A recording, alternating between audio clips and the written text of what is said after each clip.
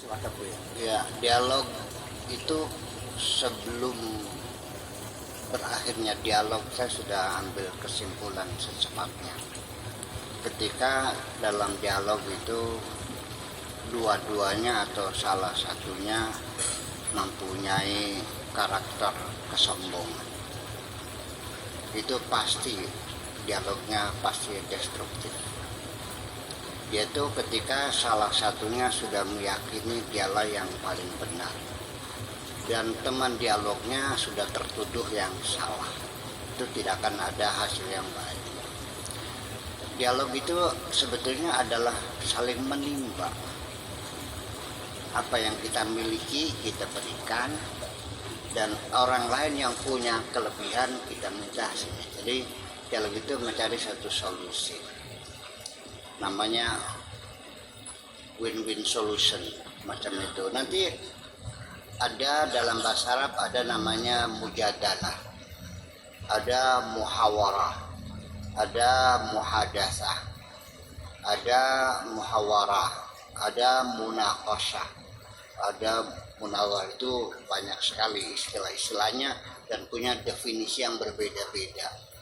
Kita berkumpul, ada namanya rapat, ada briefing, ada temu bicara, ada simposium, ada kongres, ada seminar. Itu semuanya berkumpul. Banyak orang berkumpul, tapi namanya berbeda-beda karena substansinya yang menentukan. Nah, makanya ketika dialog kita ini adalah substansinya apa dalam dialog itu. Kalau substansinya adalah untuk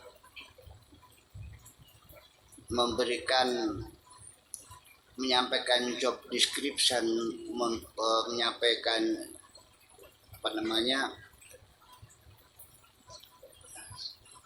juklak dan juknis pekerjaan dengan itu namanya briefing namanya. Iya kan gitu. Iya, musyawarah briefing gitu. Ya, kemudian kalau seandainya tentang ada namanya lokakarya, ada bicara, itu semuanya berbeda-beda. Nah, ini kalau salah satunya sombong, itu pasti dia tidak akan mendengarkan pendapat orang lain. Dialognya itu hanya menjustifikasikan dirinya, akulah yang benar, kamu yang salah. Jadi ketika Allah berdialog dengan iblis, apa yang terjadi? Sampai akhirnya itu bukan hebatnya iblis ya, tapi saking hebatnya Allah kan gitu. Bahwa Allah itu hebat. Iblis menolak bersujud kepada Adam. Tuh, perhatikan. Apa langsung dikepret, langsung diusir? Tidak kok. Dipanggil dulu iblis ini dengan baik-baik untuk diklarifikasi, dan dipanggilnya itu bukan baru statusnya sebagai saksi, belum tersangka, belum tertuduh, belum sebagai saksi. Ditanya, ma mana'aka an tasjud? Iblis, sini dong, sini. Kamu kenapa tidak mau bersujud itu? Kenapa? Iblis mengatakan, ya nggak mau dong, lebih hebat gue. Ana khairum minhu. Lalu ditanya lagi, apa dasar pemikiran kamu itu? Apa argumentasi kamu? Kamu merasa lebih hebat dari Adam. Ini kan sangat naluri manusia kan. Kita sendiri ini mungkin Pak Cahyono mungkin paham ya. Ketika ada seorang yang junior diangkat menjadi atasan, pasti kita menolak dong.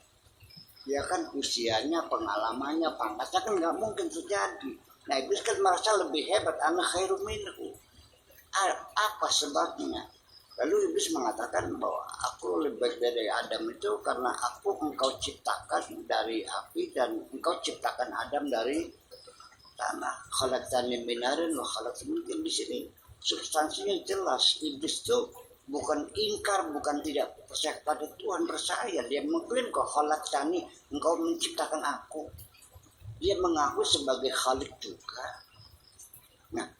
Disinilah akan kelihatan argumentasi orang yang sombong itu tidak akan kokoh kok. Dalam berdebat, jika ada yang sombong, pasti orang yang sombong itu akan terdesak dalam argumentasi dan di penghujungnya akan mengatakan pokoknya. Kalau sudah pokoknya udah stop, yang diteruskan percuma. Udah tinggal pergi aja. Kalau dia mau kemana, mau berak gitu aja. Sebab tidak akan ada hasil udah pokoknya. Kalau udah pokoknya sejak awal nggak usah berdialog lagi dong. Nah, itu saya kira tadi substansinya saya kan lah masalah. Jadi kita masing-masing kita berdialog dengan tulus. Dialog itu kita dalam rangka menimba ilmu. Saya sendiri mencari ilmu itu bukan hanya baca buku, bahkan lebih banyak kita berdialognya, mendiskusikan apa yang kita bacakan. Sehingga kita bukan hanya mengerti isi buku, tapi juga bisa mempertahankan kebenaran-kebenaran yang ada di dalam kitab itu. Itu metode yang saya pakai seperti itu. Nah, jadi kemudian jangan pernah kau katakan bahwa aku sulit berdialog dengan Tuhan. Engkau setiap detik, setiap menit berdialog dengan Tuhan. Apakah engkau tidak merasakan ketika engkau akan melakukan kejahatan, Tuhan menegur? Dan ketika Tuhan mau menegurmu pasti tanpa suara dan tanpa huruf. Hanya lututmu yang bergetar. Ya, bulu romamu yang meremang-remang ketika akan melakukan kejahatan. Dan itu sangat, gelombangnya sangat tajam sekali. Ya, itu masuk jadi ultra high frequency, bukan very high lah, ya, sudah ultra high frequency, sudah sangat tajam sekali. Dan sampai pada detik-detik terakhir sebelum engkau melakukan satu kejahatan itu, datang dikisahkan oleh Yusuf dengan Zulaikha. Itu sudah dalam kamar loh. Wa ghallaqatil abwab, pintu dikunci semuanya. Suaminya pergi kerja, wa ghallaqatil abwab, ditutup semua itu, wa qalat haytala, monggo silahkan. Sudah dalam keadaan telanjang bulan. Al-Quran mengatakan bahwa laqad hammat bihi wa hamma biha. Yusuf sudah bergairah bukan main. Zulaikha juga sama. Laula an ra'a burhana rabbih. Di situ teguran Allah sampai akhirnya Yusuf melarikan diri. Dikejar Zulaikha, Yusuf membuka pintu, Zulaikha menarik bajunya sobek, pintu terbuka, suaminya di depan pintu. Itulah ada macam itu. Ini bisa terjadi juga pada diri kita semuanya. Itu datang pertolongan Allah pada saat yang sangat kritis sekali. Makanya ketika dalam dialog itu Anda merasakan ada kelemahan tuh, kekalahan, hampir kalah, jangan malu, jangan segan, segeralah menjerit yang keras, panggillah Tuhanmu itu.